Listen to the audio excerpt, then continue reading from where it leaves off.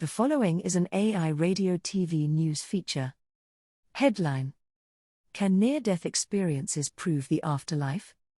Byline: Johnny Thompson. Lead: Millions of people have had a near-death experience, and it often leads them to believe in an afterlife. Does this count as good proof? Story: There's nothing so beloved by filmmakers as the near-death experience scene. You know the one. It happens when the hero is bleeding out, drowning, or staggering through a heat-warped desert. Suddenly, the screen turns a pure, calming white, and there's a saccharine scene between the hero and their dead loved ones, or perhaps a wise old person with a kind face. After some heart-warming back and forth, it ends with something like, "It's not your time," or, "You don't belong here." Then, the hero jerks awake and goes on to defeat anything and everything. As it turns out, these near-death experiences, NDEs, are not just a box office trope. They're unusually common in the general public. Roughly 9 million Americans claim to have had an NDE. It's thought that roughly 5% of the general population, and 15 to 20% of critical patients, that is, those in critical care, have had an out-of-body experience. It's likely that someone in your life has had one. Perhaps you have? So, what philosophical or religious conclusions can we draw from this? To paraphrase C.S. Lewis, if we have an experience which cannot be satisfied by this world, does that point to another world? An afterlife, perhaps? Well, it's complicated. A different kind of experience, entirely. In the scientific or philosophical literature, a near-death experience is not a misunderstanding or misrepresentation of some other cognitive phenomenon.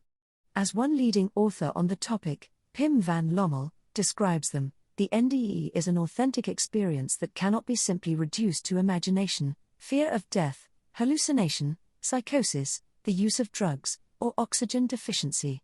NDEs need to be examined as their own thing, a separate experience, that millions of people around the world encounter, and which is irreducible to any other, existing, neuroscientific explanation. Lommel's landmark paper reveals several interesting things. First, NDEs have been shown to occur some minutes after the heart of a critical patient has stopped, and at a time when the brain ordinarily stops functioning and cortical activity becomes isoelectric. This implies that whatever the source or reason for these NDEs, it does not lie in normal, understood brain processes. Second, our recollection of NDEs is much more like real memories than imagined memories. As a research team from the University of Padova showed, NDE memories and the real memories had the same amount of mnesic characteristics, and both were more complex and richer than imagined memories. That is to say, NDEs cannot be immediately dismissed as the fictional nonsense of near death, at least in terms of memory and recollection. Finally, and perhaps most shockingly, people who have had an NDE can often recount things that actually happened while they were unconscious, such as an open-heart operation taking place. Even more oddly, in a point considered by psychiatrist Dr. Bruce Grayson in a video for Big Think, sometimes NDEs feature events that the experiencers couldn't even have known about. In Grayson's case, a patient could see him talking to a colleague a corridor away from where her bed lay. He could think of no other explanation for how she knew that fact. Heaven exists because I've seen it. The Swedish philosopher, Jens Ambers, in his book, Why an Afterlife Obviously Exists, believes that NDEs make an interesting case for the existence of an afterlife. He argues, first, that NDEs can happen to anyone, atheists, believers, and everyone in between. And yet, people who have these experiences are much more likely to come away from an NDE believing in the presence of an afterlife. Between 76 and 100% of those who have an NDE end up agreeing with the statement, an afterlife definitely exists. These experiences are so profoundly vivid and so moving, that they serve to utterly reorient people in regard to their beliefs. The existence of experiences is the reason for non-experiencers to believe. For Ambers, an NDE acts as self-justifying, empirically certain proof for God, gods, and the afterlife. Given that these experiences are coherent, structured, and detailed, they are valid and justified grounds for these beliefs, as much as any real experience is. That's all good and well, for them, but it's hardly going to convince everyone else, right? For Ambers, it certainly should.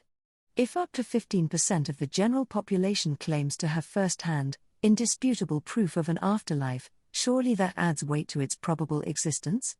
If millions of otherwise rational, reputable, and reliable people tell you something is true, isn't that good grounds for believing so? Not quite seeing the light. There's a lot to be said for this argument.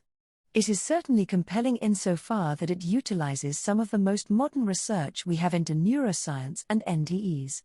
But there are still at least 4 issues it needs to address. First, using NDEs in this way is essentially a reworking of the God of the Gaps fallacy. This is an argument that falls under the category, we do not know how something works, so therefore it must be God/the mystical. Yes, it might be, but until we have ruled out all other natural explanations, there is little philosophical reason to recourse to the supernatural. Our understanding of the brain still has a lot of gaps in it, so it is unclear why we need to assume God as the explanation. Second, the problem with any study involving human consciousness is that it relies on self-reporting. And the problem with self-reporting is that it cannot be corroborated by any objective tool. For instance, if someone says that they floated above their body at a certain time, that cannot be independently verified. There is a difference between when someone thinks they had an experience and when they actually did. It's a bit like asking someone when in the night they had a particular dream. Third, while a great weight of reputable and reasonable testimony lends itself to something being true, it is not clear that the threshold has been met for NDEs. As is commonly ascribed to Carl Sagan, extraordinary claims require extraordinary evidence. When we're dealing with the afterlife, gods, the supernatural, or the one of a kind, we require more than the usual standards for justification. 7% of Britons and 1/10 of all Americans, including our own astrophysicist, claim to have seen a UFO. Does that count for evidence of their existence? In the U.S., nearly 20% of people claim to have seen a ghost. But do ghosts exist? What kind of afterlife? Even if we were to assume NDEs did prove an afterlife, there is a 4th issue yet. Ambers refers to NDEs as being coherent and consistent, not to mention common across all peoples and all ages. This is likely true for the existence of NDEs but says nothing of their content. As Dr. Grayson tells us, how people describe these phenomena is influenced by their cultural background. A Christian in America will see Jesus or the God of the Bible. A Buddhist or Hindu almost certainly will see it differently. While we can form broad categories of NDEs, each are personal and unique to the experiencer. So, rather than saying we have a million sources that point to a single conclusion, we ought to be saying we have a million sources pointing to a million conclusions. Start of something new. Near-death experiences often have been dismissed by the philosophical literature as being the byproduct of a malfunctioning brain.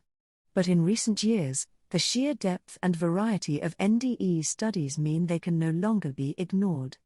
They are common enough, and abnormal enough, to require our attention. At the very least, NDEs reveal our brain, again, to be a mysterious, complicated puzzle that we are only just starting to unravel.